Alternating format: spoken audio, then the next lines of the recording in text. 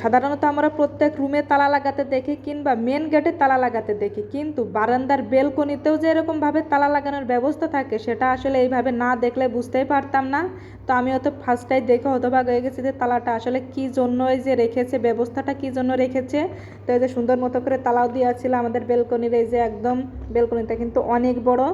তো কেন যে এই ব্যবস্থা করেছে সেটা আসলে মানে মাথার উপর দিয়ে উঠে গেল যে আসলে কি দরকারে এই ব্যবস্থাটা করেছে, সেটা কি আপনারা কেউ বুঝতে পারছেন কিনা সেটা কিন্তু অবশ্যই জানিয়েন। তো যেহেতু আমার কাছে চাবি ছিল, আমি এই যে চাবিটা দিয়ে এই যে বেলকনির এই তালাটা খোলার চেষ্টা করেছি।